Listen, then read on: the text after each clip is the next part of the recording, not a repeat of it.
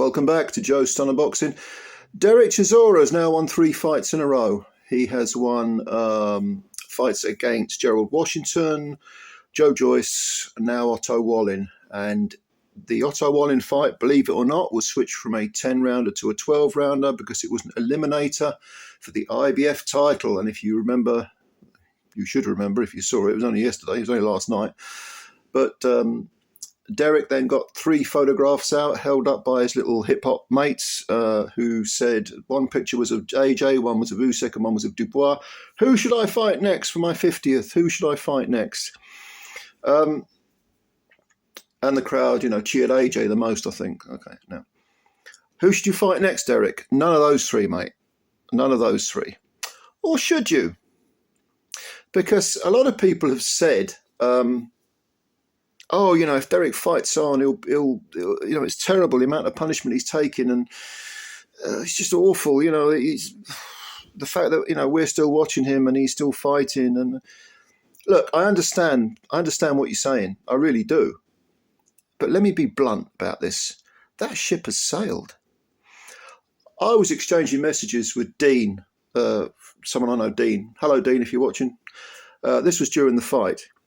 And I made this point, that yes, it's terrible that Derek is taking more punishment, yet more punishment. But if you're talking about him getting CTE or punch drunkardness or, pugilistic dementia or whatever label you want to put on it, I'm sorry, but we're now past that point, because the amount of fights he's had that have been grueling and arduous, and he's taken loads of headshots and so on, never mind all the shots he's taken in training camps. I wouldn't say it's a moot point that he stops now. Of course not. You can always make things worse. But I don't think we're going to be able to stop the fact that Derek later on in life will probably suffer what they now call CTE.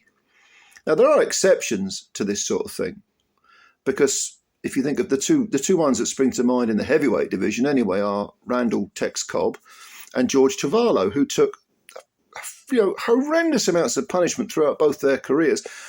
And, they were, I'm not saying they finished, with, the same amount of brain cells as when they started, but it was quite noticeable that even in quite advanced years, they were still able to string sentences together and be coherent and be lucid. Now, I've met fighters who have retired in their early 30s and they're slurring their words, and they're forgetting things and so on, because they've had hard, tough fights, a lot of them. So there are exceptions to the rule, and let's hope that Derek is one of those. Okay. Now, just to go off on a tangent, the fact that I started this video by saying that Derek's won 3 fights in a row, that suggests to some people that he should be allowed to continue, or that he's kind of dodged the bullet so far because, hey, he's won 3 fights, and he's won them against, top 30 guys, or, I don't know about Washington, but Joyce and Wallin, where would you put those? Top 20 maybe?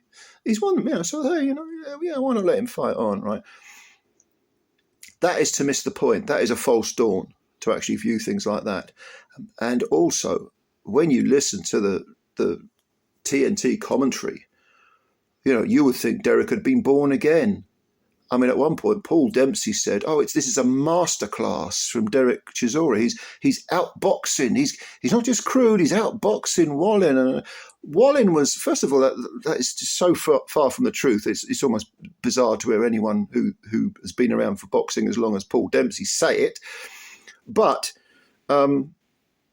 apart from that fact, let's not forget that Wallin was absolutely terrible. Absolutely terrible.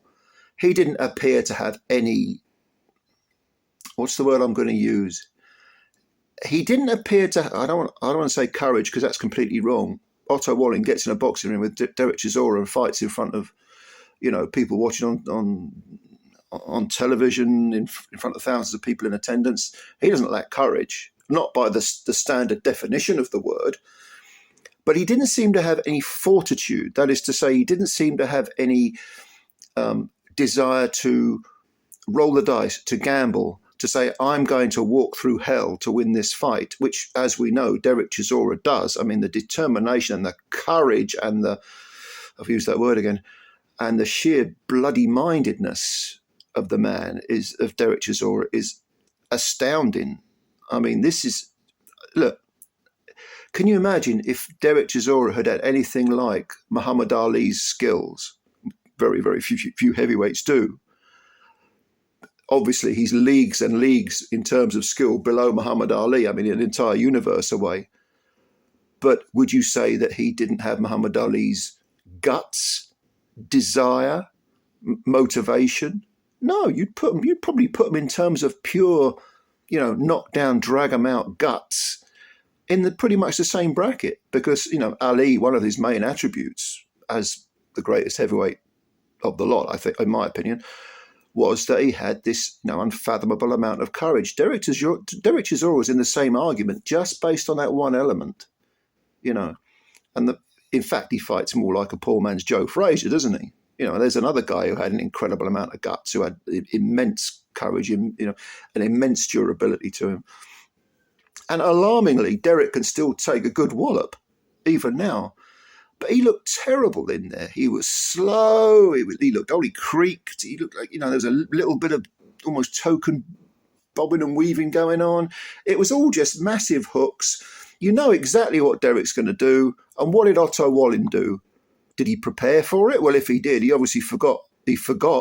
Or he was caught in the headlights or something. I mean, Otto Wallin, it doesn't lack courage. That's not the right word. But he was so negative. He was so void of any kind of tactics.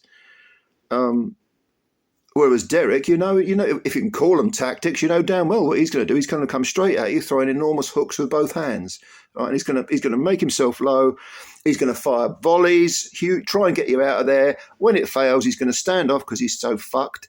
And then you can go to work. Well, on the occasions when Derek stood off and just couldn't throw any more punches and had to wait for yet another second wind, Otto was just pouring with the jab and pathetic from Wallin in terms of if you're going to judge a guy by a world-class boxing, which was supposed to be because it was an IBF eliminator, Wallin was awful, absolutely terrible, so negative, so unambitious. Ambition, that's the word. He lacked ambition, not courage. He didn't lack courage, but he lacked ambition. And no wonder Derek actually got the chance to put him on the floor twice, because there's no way Wallin should be, if he's half decent as a heavyweight, should be put on the floor. It shouldn't even come close to being put on the floor by a 41-year-old Derek Chisora with the proverbial 500,000 miles on the odometer. I mean, there's no way that should happen. But still, you had the TNT crew, the cavalry charge led by Paul Dempsey, saying that this was, this is like Derek from years ago. And of course, Steve Bunce afterwards was chipping in, and I can't remember his exact phrases, but this was one of Derek's best performances and so on. You'd think the guy was reborn again. He's not, right? He beat a very, very, very disappointing Otto Wallin. He had a shootout with Joe Joyce, who has never, ever been difficult to hit, regardless of the fact that he puts pressure on you kind of like Derek does.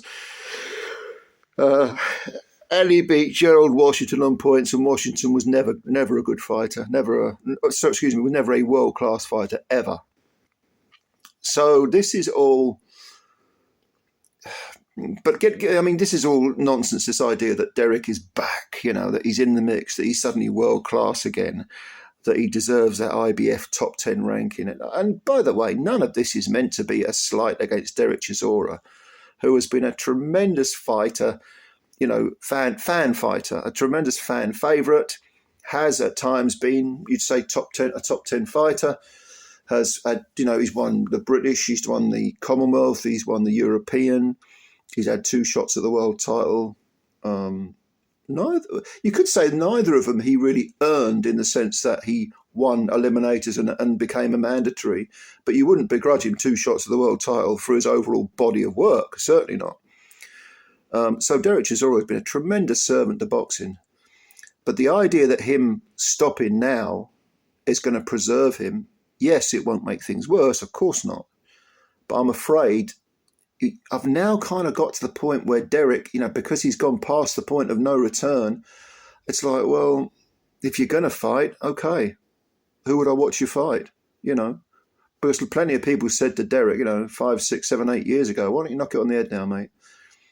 And he's like, no, I don't need to. Well, okay, if a guy insists on fighting and he can have all the checkups and he can carry on fighting, okay. But I don't see, I've sort of gone past the point where I'm really, really concerned for Derek's health, because I've been concerned for his health for the last 5 years. And now, oh my God, I don't want to see, I think it would be better if the guy retired. But I think if he retired right now, we're still going to see the effects of that long career later on in life. And hopefully he's having one more fight. Hopefully he has that one fight, doesn't get hurt, and then walks off into the sunset. I hope. But yeah. So I don't know. What do you think about this? Do you think, would you like to see Derek retire? He's not going to retire. Please, though, Derek, if you do have your 50th, call it a day after that, mate. 50 and out. Come on, man. What do you think? Who would you have as Derek's 50th? You tell me. Comments below as usual. Subscribe to the channel if you're new. Hit the like button if you like the video. Hit the like button if you didn't like the video. Thanks very much, ladies and gentlemen. I hope you had a good weekend, and I'll catch you later. Bye for now.